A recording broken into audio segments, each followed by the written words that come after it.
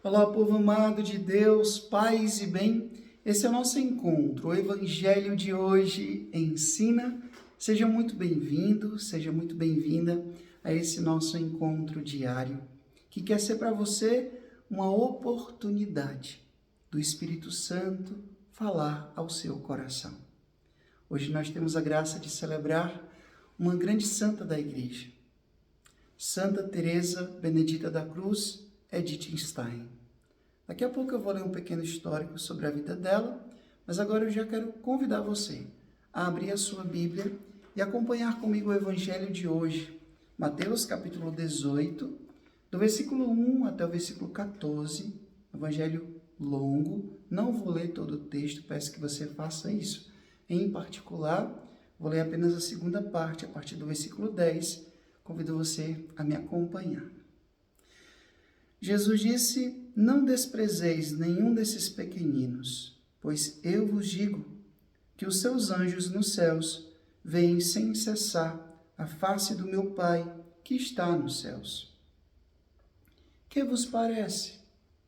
Se um homem tem 100 ovelhas e uma delas se perde, não deixa ele as 99 nas montanhas para procurar aquela que se perdeu? Em verdade eu vos digo, se ele a encontrar, ficará mais feliz com ela do que com as 99 que não se perderam.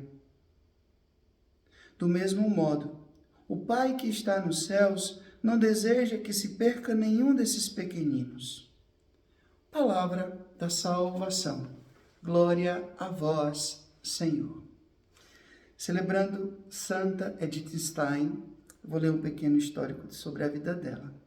A nossa querida irmã Teresa Benedita da Cruz nasceu na Alemanha em 1891 e faleceu na Polônia em 1942. Dona de extraordinários dons intelectuais, obteve um doutorado em filosofia e tornou-se professora universitária. De origem judia, se converteu à fé cristã aos 33 anos. Fez-se monja carmelita e escritora. Diante das perseguições do nazismo contra os judeus, retirou-se para um convento da Holanda, onde foi capturada e dali levada para um dos campos de extermínio. Peçamos hoje a intercessão de nossa querida Santa Edith Stein. Povo amado de Deus, essa parte, esse trecho do Evangelho que eu acabei de ler, eu confesso para vocês que me encanta muito. Por quê? Porque se tem um assunto, se tem um tema que eu gosto de pregar sobre, é o tema da misericórdia.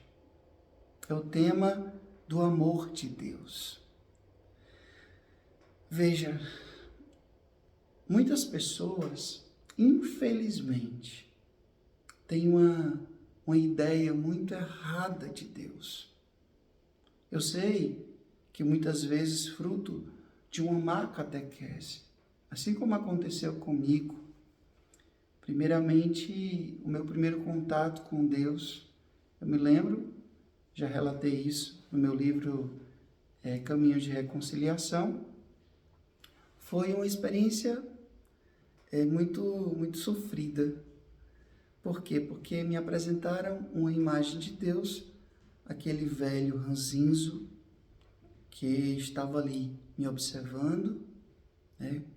Com aquele olho arregalado, aquela cara feia, ouvindo tudo, me observando e anotando todos os meus erros e pecados, para no dia do julgamento me mandar para o inferno. Deus que tudo vê, tudo escuta e tudo anota. E durante muitos anos da minha vida, todas as vezes que eu escutava a palavra Deus, era exatamente essa imagem que me vinha à mente. Ainda bem, louvado seja Deus, que um dia, já com quase 15 anos, eu fui num grupo de oração e eu escutei a parábola do filho pródigo. que a gente chama de parábola do filho pródigo. Mas na verdade, essa parábola tem um outro nome. É a parábola do Pai misericordioso. A figura central ali é o Pai. O Pai que ama, sem medida. E hoje o Evangelho fala desse pastor, desse bom pastor, que se importa, que se interessa por uma só ovelha. E não é porque ele não ama as 99 que ele deixou lá no aprisco, seguro, aquelas que estavam ali bem guardadas e protegidas. Ele ama também a cada uma delas. Mas ele vai em busca daquela que se perdeu. Por quê? Porque ele sabe que se ele não for, aquela ovelha ela vai perecer. Eu já falei aqui outra vez. A ovelha é um animal que ela não tem norte, ela não sabe se nortear. Tem alguns animais que, se tem costume, eles são capazes de andar aí por fora, mas voltar para casa. O gato é assim normalmente. Né? Eu já vi até passarinho que é assim, voa, depois volta. Às vezes um cachorro também anda e volta. Até um jumento, eu lembro que quando a gente era pequeno, ia buscar água no chafariz, o jumento de tanto fazer aquele percurso, colocava ali as ancoretas com água e ele já voltava às vezes sozinho para casa. Mas a ovelha não tem isso. A ovelha é tonta. Se ela entrou ali numa vereda, ela vai se perder, ela não vai saber voltar sozinha para casa. E o pastor sabe disso. Por isso que ele vai. Se ele é um bom pastor, ele vai, ele se importa. E ele procura até achar. Meu povo, Deus, ele não nos trata como se nós fôssemos um qualquer. Deus nos trata com um amor singular, um amor especial. Deus sabe o meu nome. Deus sabe, na sua onisciência, ele sabe os segredos do meu coração, do seu coração. E por isso que o Evangelho de hoje diz, é vontade do Pai que nenhum se perca. Não é vontade de Deus nos mandar para o inferno. Não é vontade de Deus que a gente se condene.